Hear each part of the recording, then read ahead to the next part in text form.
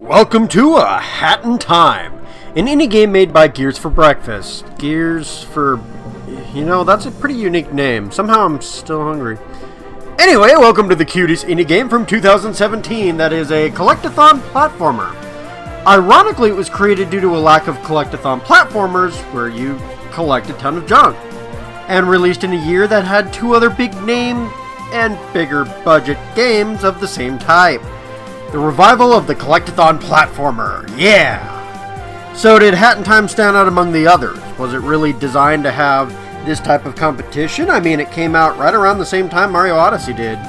Well, it seems the Mafia is causing all of Hat Girl's issues here, so we'll start there to find out if this game stacks up. I mean, maybe not if I'm comparing games here. You know what I mean. I'm reviewing the game. Let's take on the Mafia! Warning! Spoiler warning! Warning! So let's start with the plot. Hat Kid is just happily flying by this big huge planet in her spaceship, and then suddenly a Mafia goon jumps into outer space to try and charge her attacks for flying by Mafia Town. Somehow this guy got into space to muscle an alien kid. I think he needs a raise. Anyway, he ends up punching a hole in her ship. She falls to the planet, and her power source for her ship, these weird space-time bending hourglasses, fall to the planet as well. This is why you don't do tax evasion. So to power her ship, she needs more hourglasses. If you're wondering if this setup feels familiar, it is. Mario Galaxy kind of already did this thing. So with that, just like a Mario game, each area, world, level, and whatever you call it, has its own story to tell. Mafia Town is taken over by Mafia goons, and Mustache Girl wants your help in getting rid of them. But your friendship is crushed when you won't give her an hourglass to just reverse time entirely. Dead Bird Studio has two director birds fighting things out on whose movie is better.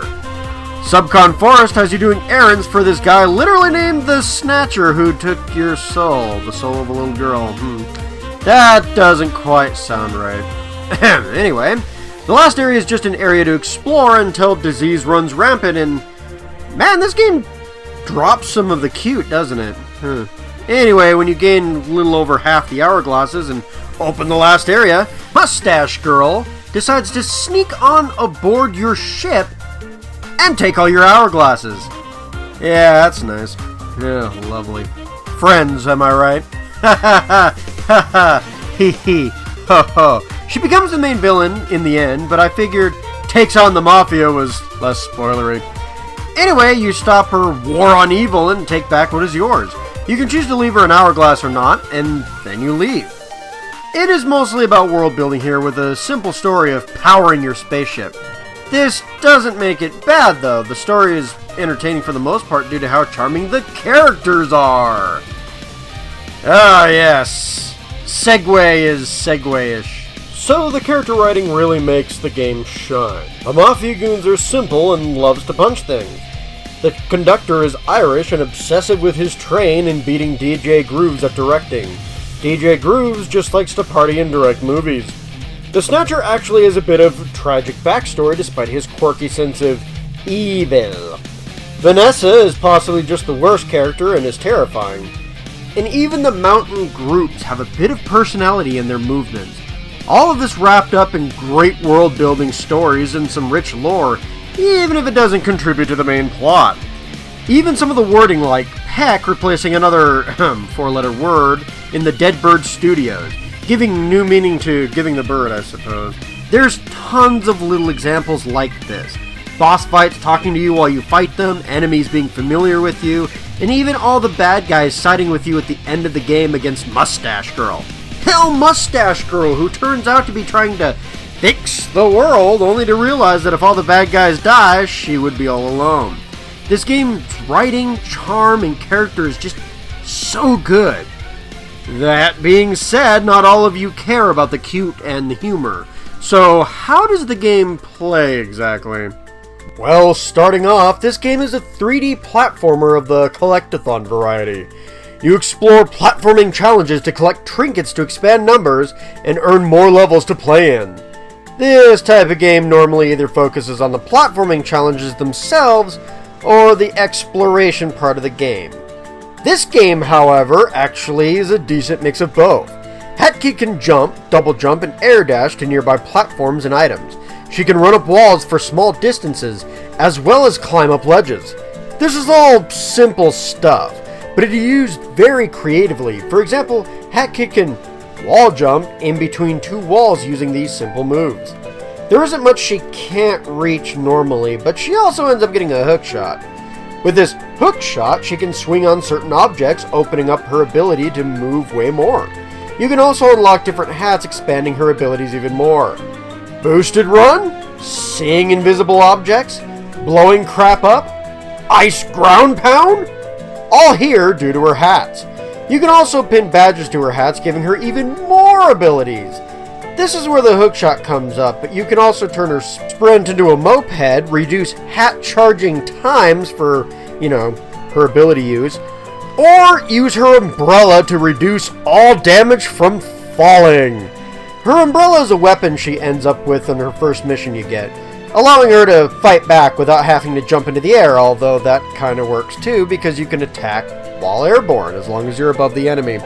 There's a ton of things you can do, but her basic jumps and hat abilities will get you wherever you need to go alongside the one hookshot badge you will need to unlock. This means the game starts simple and gradually introduces you to new moves. You don't have to learn all this at once, allowing you to master one move at a time. This game is incredibly fun, but it also very beginner friendly. Just don't make your friends fight somebody like the Snatcher first. So the gameplay is great, but something like this also depends heavily on the level design. This is because the sense of adventure and exploration are also heavy in a collectathon platformer type game. While it sounds like this game is a perfect blend of something like Banjo-Kazooie and Mario 64, I'd actually like to point out it's a lot like Mario Sunshine in its setup. You pick out missions before entering a world, and like the common Observatory Mario Galaxy, you restore power and open more areas with hourglasses, the power stars of this game. Each mission has you doing something different and story related in each level, changing the level just enough to expand on the story and give you something different to do. Again, a lot like Mario Sunshine. The main difference is the variety and the heavier sense of exploration. The main form of currency in this game is these green gemstones called pawns, as they're called. You collect them and they're pretty much used for badges since lives aren't a thing here. You get more badges if you find more of these. The other collectible, yarn, helps you build new hats and gain new powers. Hourglasses allow you to progress and are fun to collect. Relics and rift tokens allow you to find hidden secret hourglasses and some customizable flair for Hatkid. Hell, a time rift hourglass allows you to get some flair for Hatkid regardless. While there's plenty to collect, none of it is worthless. It all builds a total, sure, but most of this stuff is fun to play with and collect because it gives you crap for doing so. The levels themselves are also very creatively designed. Mafia Town is an island town with some weird features and some fun 2D boss fight in the middle of it, just saying. The Deadbird Studios allows you to play both in a city party area and a train level, as well as the studio itself, which is just a platforming stealth section, and a boss fight with one of the directors. Subcon is a more difficult platforming area where you work with the Snatcher, hide from Queen Vanessa in a horror section of all things, and two boss fights, one with an outhouse and one with Snatcher himself. Last, you have a free-roaming section on these cliffs for more hourglasses, ending with you stopping out these diseased flowers. The final level and boss fight are right out of Bowser's Castle and an anime. Seriously, Mustache Girl has some moves, but you simply use your usual abilities and you can totally defeat her. Nothing is out of your reach in this game, which is amazing. The levels are fantastic and creative, the boss fights are so fast. I actually doubted this game until seeing the boss fights. I thought the entire game was going to be more slow-paced. It seems kind of silly now, but that was kind of a worry of mine because I figured the slow pace would cause the game to not sell as well. And I actually love supporting indie developers. Yeah! So with that out of the way, what do you get for 100%ing completing the game? Nothing. Absolutely Okay, so that's not entirely true. There isn't necessarily a bonus specifically for 100% completing the game. Collecting everything does get you quite a bit of stuff. Since the finale of each level is tied to getting all the hourglasses in that level, you gotta get all the hourglasses, at least the normal ones, to get to the finale. And the finale is usually some amazing boss fight or some tough platforming challenge. This makes it really worthwhile to go through and beat all the missions in each world. Since relics get you rifts and beating those get you flair for Hat Kid, those are nice to beat as well. Plus they up your hourglass number, which I guess is kind of nice too. Sometimes rifts have extra collectibles in pages.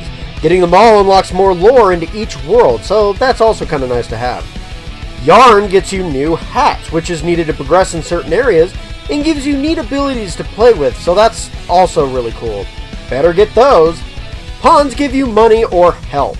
Money allows you to net extra badges, and badges give you really cool new abilities, like Gino's Blast from Mario RPG. Hat Kid for Smash Brothers, ladies and gentlemen. But yeah, you need to collect money for badges, right? And with that, well, that's pretty much 100% its save file. Sure, you can argue this is more the journey rather than the destination, but the journey is fantastic overall regardless. Look, this game is fantastic.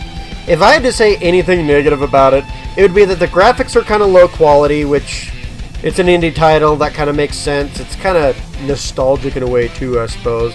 And like most 3D platformers, every now and again depth perception, especially when needing to land on wires, kinda sucks. Outside of these few issues and the occasional "what the hell do I do here" moment that I eventually solved, the game is pretty much a fantastic platformer. Actually, this ended up being one of my favorite 3D platformers of all time. Right up there with the likes of Mario Galaxy and Banjo-Tooie. The real question is, does it stand up to Mario Odyssey? Yeah, this game came out the same month Mario Odyssey did. I think both are really fun and both have all the items mean something in the end, so that's nice. That being said, Mario looks better, and Hat in Time was created by roughly 8 people, who some of which never met face to face during development. I honestly think Hat in Time is different enough to stand from its own from Mario Odyssey, and especially stand away from its lead inspiration, Mario Sunshine. Although I do get a hint of it every now and again, especially those time rips. I highly recommend trying out this indie game if you like 3D platformers, especially if you're a fan of Banjo-Kazooie or Mario Odyssey. With that, I have crushed the Mafia! Here are some of my other videos. Liking, subscribing, as well as hitting that bell for live updates always helps me grow as a channel. For now, I have more demon slaying to get to. I'll see you guys next time, my minions. Take care.